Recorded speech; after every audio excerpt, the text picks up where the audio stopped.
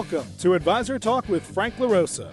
Brought to you by Elite Consulting Partners, it's the only podcast offering unfiltered guidance and direct advice for all things concerning financial advisors, RIAs, and the practitioners in the wealth management business.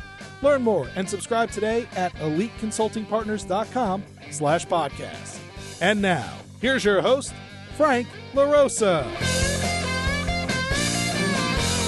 Hey everybody, welcome to Advisor Talk with Frank LaRosa, and I am your host, Frank LaRosa, and once again, joined by my co-host, Executive Vice President of Sales at Elite Consulting Partners, Stacey Frank.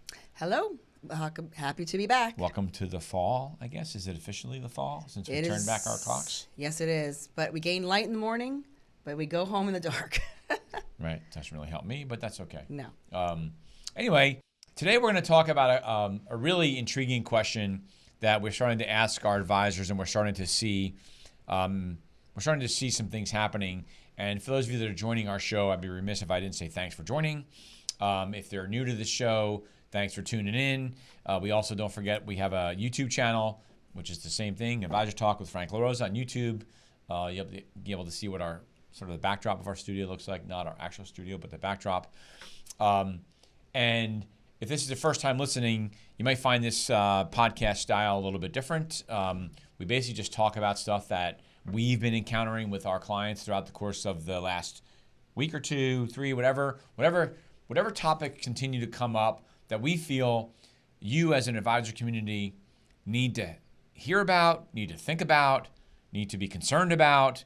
We did a great podcast recently with a legal attorney, Matt Baum from Fox Rothschild. We talked about a whole bunch of things, and so those are really important. But today, we have a question. And what's the question, Stacey? The question is your advisory business hurting your practice?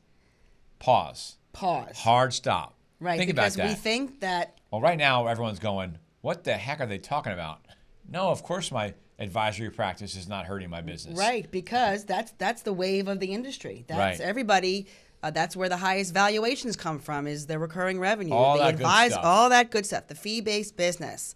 However, we've seen some instances where maybe, just want to create awareness in everybody's practice. Yeah, and so, one of the things that I think that I would say that we bring to the table, that I bring to the table, and although you were sort of by default have been sort of in the business for a long time too, but I've seen this has been great. Advisory practice is great, and we're not saying to not build your advisory practice, but what we are trying to do is get your attention to something that you may not understand is happening, and depending on what happens, this is going to date us a little bit, but depending on what happens tomorrow, because tomorrow's election day, the market might go up, the market might go down dramatically. We'll see.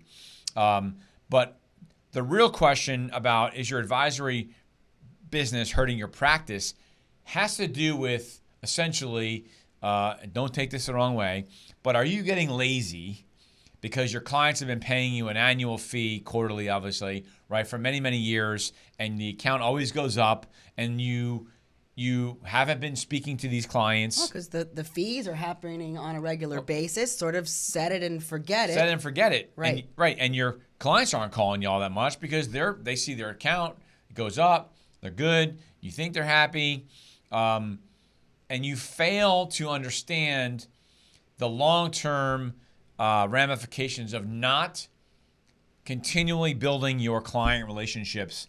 And as I called it on our call this morning, putting deposits into that loyalty bank from your clients.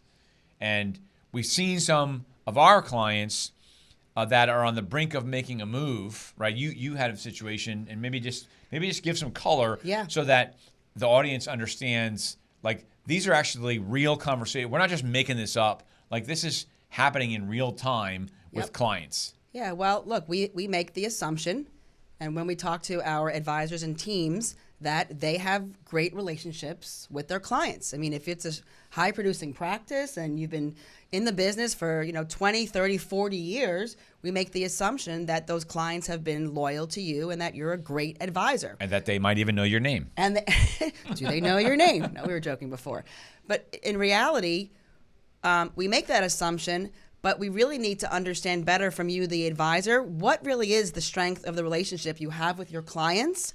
And if there's an awkward silence or you don't know, or the thought of, oh my goodness, I haven't spoken with 50% of my practice in 2-3 years even, we need to start going through we need to have some harder conversations, because if you're considering a succession, an acquisition, a transition, or really any strategic adjustment to your business, and your relationship with your clients is poor, or you're not sure, that just sends up some red flags. Right.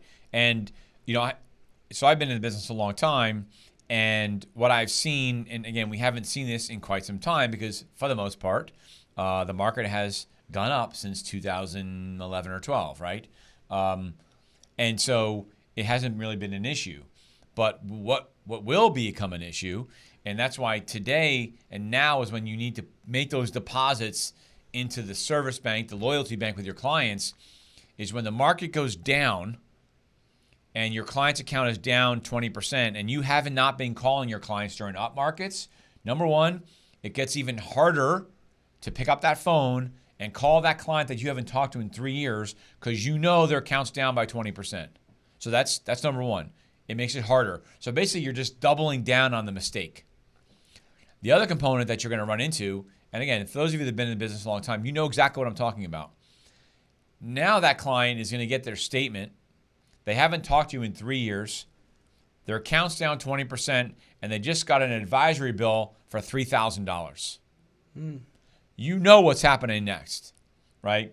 If they don't call you to cancel, they're gonna, they might cancel just without calling you. Well, the loyalty diminishes like tremendously. Well, because what they say is, why am I paying you X amount of dollars? Whatever the number is. I haven't spoken to you in 3 years, and my account's down 20%, because they don't look at it. They don't look at the account being down 20% from when it started.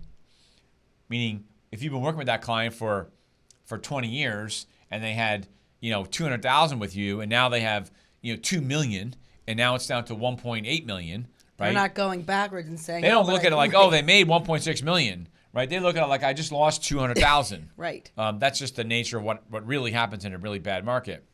And what we're trying to tell people now, and look, these are the conversations that we have with our clients that are making a move and making a transition, because we care about our clients and the success of their move, which I think makes us unique in the space. And I think partly because I've been there, right? I've seen it. Unfortunately, there are a lot of people in our world, so in the sort of recruiting world, that have never done this before and never been in this space, never had clients, never had to talk about a transition with a client, and aren't understanding what could happen. And we just want to bring, because we're working on a client, or Stacey's working on a client, and he's getting a really, really incredible offer. Yeah, almost really life-changing money and pricing. Without giving the numbers, yeah, he's getting an over 100. This is an independent advisor. He's getting over 100% and 106% payout. Let me say that one again.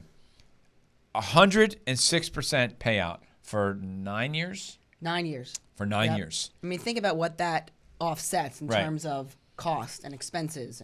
And he's pausing because Stacey, being to have a master's degree in psychology, finally pulled it out of him. He's afraid about losing a substantial amount of clients because he hasn't spoken to these clients in 2 or 3 years. Right. So he's fearful of the attrition. Right. When we know that if they've been doing all the right things and maybe had a better process along the way. Right. Because we don't believe this is that hard.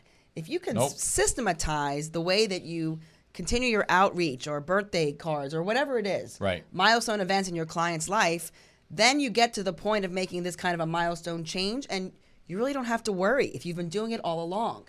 It's the little things. Right. Sometimes. It's the little things. We're doing something soon that people will hear about, and it has to do with systems and processes and automations that I believe is needed because we talk to a lot of firms and practices that don't work on getting advisory practices as efficient as possible.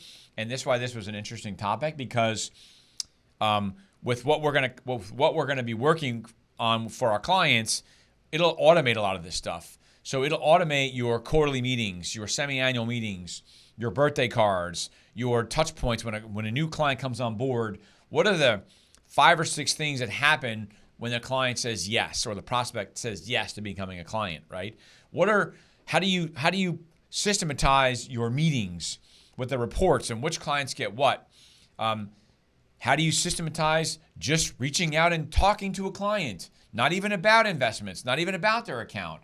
How is your life going? Right, the human capital. The human capital. I feel like in this day and age, sometimes we forget that it's those little things, those maybe 1 minute, 2 minute conversations that can make a drastic exponential difference. Right. It's a game of not just inches, a game of millimeters sometimes. Right. And for those of us that have been in the business a long time, excuse me, that have been in this a long time, we've seen all the reports. We've seen all the studies that show why clients stay or leave, right? An advisor. And out of the top 10 reasons, advisor performance or account performance is usually like 7th or 8th on the list. Number one, number 2, but mainly number 1 reason why they leave is the lack of communication from their financial advisor. And it's not lack of communication like only during bad times. It's just lack of communication over time. Yeah, well, it's being proactive. It's having a system. Like if you're coming to us or we're working with an advisor team, from day one, start thinking about what is the relationship I have with my clients and what have I been doing all along? Because we're likely going to tell you, start now. Right. Go back through your database, through the cobwebs of the relationships you've had all these years, and start touching your advisors. Start doing some outreach to them that maybe you haven't considered. Because then when you get to the point of wanting to make a transition, your anxiety, the pain of doing it, goes down drastically. Yeah.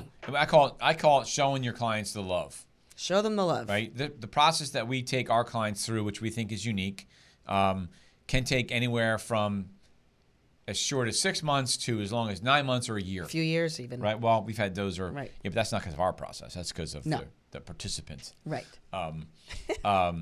But a good process and good due diligence process to really do your homework and go through the right due diligence before you make a move, which hopefully is the last move you'll ever make, can take 9 months, let's just say, 9 months to a year. That's fair. So what we advise our clients to do is during that period of time, just pay extra attention to your clients. And not just the ones that you talk to all the time, because those are easy. Those don't count. It's the ones that you have not talked to, right? Maybe you inherited those accounts and you were all on them when you first got the account because you wanted to win the business. And then, which I find sometimes is inherited accounts you tend not to have the same relationship with because you didn't sort of have to, you had to earn it. Don't get me wrong. I'm not saying you don't have to earn it. But you weren't part of the relationship. You weren't part of the process Right. to have them become a lead from a prospect to a client, right? Somebody else was. Then you just got handed the account. And what I have found over time is those relationships, you quite never have the same tightness and bond with them. But use this as an opportunity, this 6 to 9 months or whatever, to do events, do statement reviews. Annual meetings. An annual meeting. Client appreciation. Client appreciations are great. Right. We were just talking about one just before about having a winery come in and basically bring in clients and do a wine tasting with some oils and all this other stuff. I think it'd be really cool. And it serves 2 purposes. One, you're connecting with your clients, and 2, if you do it the right way, they're probably going to bring a friend of theirs, which becomes a prospect and potential client. Absolutely. When I was an advisor, I used to do client appreciation events every quarter. And at a minimum, this was back in the 90s, right? But at a minimum, every event I did, I brought in $1 to $2 million in assets. New money from either my current clients or most times they brought friends to introduce them to me, and they saw the relationship that I had with my other clients. It was sort of like a Jerry Maguire thing. This was before Jerry Maguire came out, so maybe I was ahead of the curve. But they saw the relationship that I had with my clients, and they were like, "Hey, I want that relationship," right? But we see this, and it was really not hurtful because it wasn't happening to me, but it's really sad to see an advisor that had a really great practice, multi-million-dollar practice, like afraid that he hadn't talked to clients for years, and what was that going to mean to his business? Because think about that, you spent your whole your adult life for the most part building this practice, and if you don't have relationships with your clients, there's very little value in that business when you die or something happens to you, which is a whole other topic of conversation. Well, because you're going to be assessed about the strength, here it comes again, the strength of the relationship you have with your clients. Right. If a valuation or a PE firm or an acquirer has any suspicion that your clients are at risk for leaving or don't know who you are, that's a theme of this conversation, your valuation will be tremendously lower. The other thing too is that a transition in and of itself is one of the best opportunities for you to have a different level conversation with your clients.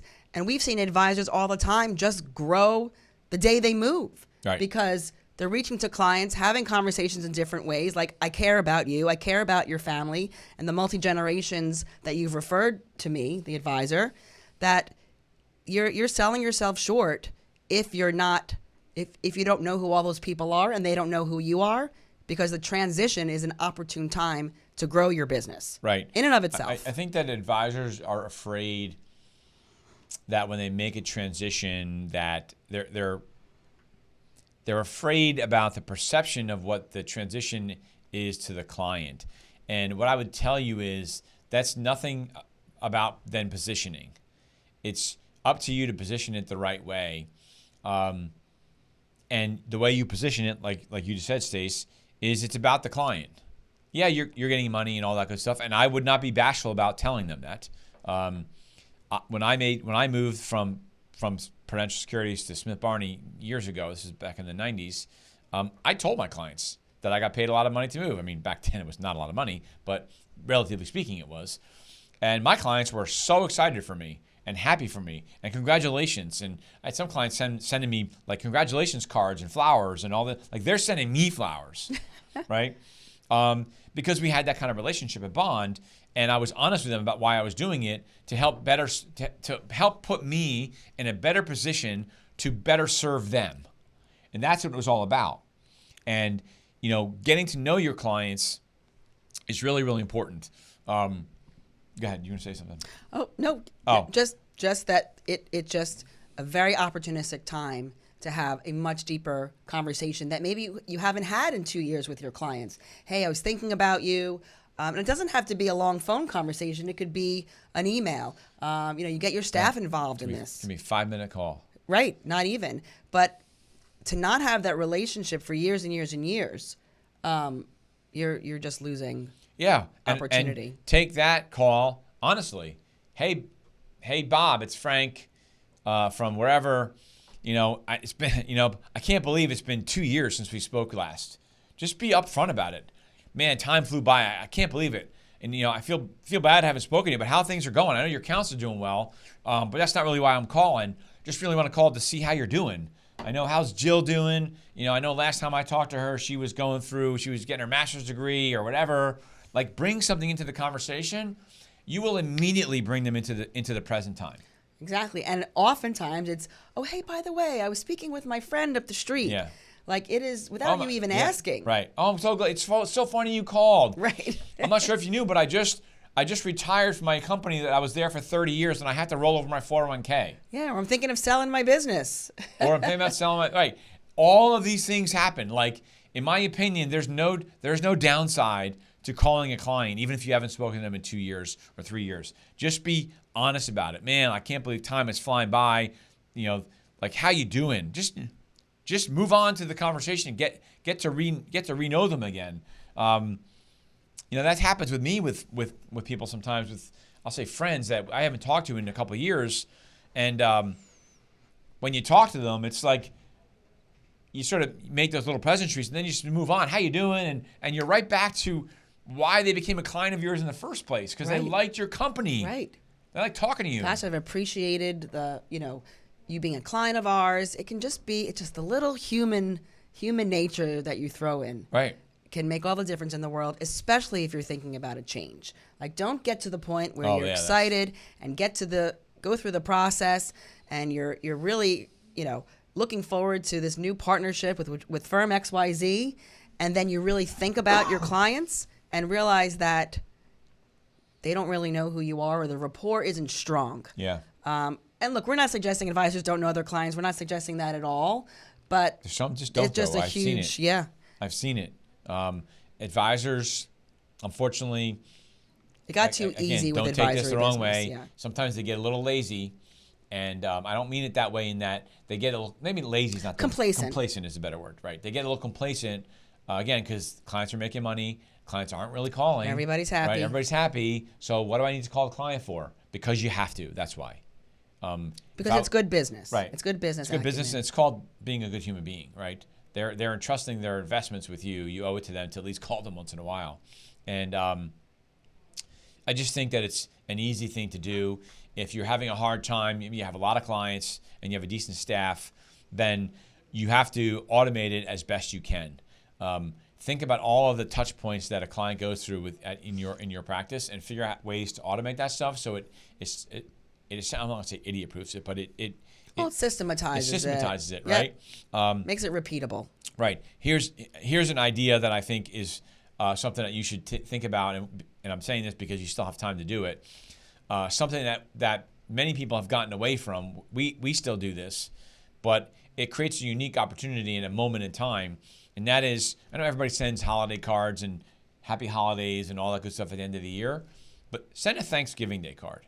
Send a happy Thanksgiving card. And just wrote it, it's been a pleasure to have you as a client. All these years. Something, let's touch base soon, right? Like, put that in there. Let's touch base soon. So few people send Thanksgiving Day cards, and it's such an easy win. They get it. Oh my God. And maybe they, candidly, feel odd that they haven't spoken to you in a long time, right? Maybe they feel like it was their responsibility to talk to you. I just think that there's no downside in doing stuff like that, and use it as an opportunity. Even if you say, let's get together soon, and that client calls in, and whether you've bifurcated your advisor, your client accounts, whatever it is, but they call in, it creates an opportunity for you to do something for them. Whether it's just service them, whether it's make some changes in their portfolio. I'm not suggesting you're doing this just to churn the account, but it creates some opportunities. And you never know what you're going to find. But if you do the right thing, good things happen. Yeah, even with the small business owners that maybe, because we know a lot of our clients, our advisors have small business owners where maybe they're just learning and they're growing. But that business could be a multi-million-dollar business down the road, and you were there in the beginning. And you were there not just focusing on your 20, 30, $50 million clients, but the growing, ambitious business owner. That stuff goes a long way. Right. So you can never do it soon enough. Well, speaking as a business owner, we appreciate those things, right? We appreciate someone reaching out to us, just not to sell us something, right? Like just check in with us and see how you're doing. Like, and not, again, these are things we're not saying call these clients and try to sell them something. We're actually saying don't even talk about the account. Like, you can do the quarterly reviews and all those things, which you should be doing, right? But you should also work in just check-in calls. Right, like, oh, hey, I know your son was going off to college, or, oh, hey, I know your mom was in the hospital. Whatever it is, it doesn't take much. Right. Quick email. Hey, John, how's your year been? Just checking in. Sometimes they might just say, hey, let's jump on the call for a few minutes, and they appreciate the thought that you're even trying, right? So you're still banking that goodwill, right? Because you're at least trying. So anyway. That was our rant. I think it's really important because we're going through this right now with a client, and we feel bad for him because he's going to essentially not necessarily walk away from the deal, but he's going to have to put it on pause until he gets his arms around some of these clients. Well, they weren't prepared. The things that we take for granted, or that most people take for granted, the small little things, actually can really be a really and look, big it might take him 6 months for him to get his arms around those things. And again, depending on what happens tomorrow, right? Deals can be substantially different 6 months from now, depending on what happens in the economy and with interest rates. And his inability to not think long term and not take care of his clients could cost him a lot of money, more than just accounts leaving. Right. So don't be that person. Right. I'm on YouTube, I'm pointing to the camera. Don't be that person. Be the person that calls your clients for non-investment reasons. They all use professionals, right? They use attorneys and accountants and all that other stuff. And every once in a while, clients just like to get a call and say, "How you doing?" And so be that person. Goes a long way. It goes a long way. So anyway, we hope we are those people for you by providing this kind of information. It's no one needs to hear about why firm A is better than firm B, because we can figure all that stuff out. These are the kinds of things that we hope we can bring to the table that provide added value that you're not really getting anywhere else. So we hope you enjoyed the show. We hope you keep tuning in. We appreciate all the feedback. We appreciate the referrals. We get people that call in because they've heard the show and they send it to somebody else. We really appreciate that. We don't advertise on the show. And, we ask that you forward this thing, you listen to it. If you have any questions, you're thinking about making a move and you're not sure what to do, give us a call. Obviously, you can call Stacey. Yeah, we'll be honest, that's for sure. Oh, yeah, we'll be honest. Stacey at, Stacey at eliteconsultingpartners.com, Stacey with a C-E-Y.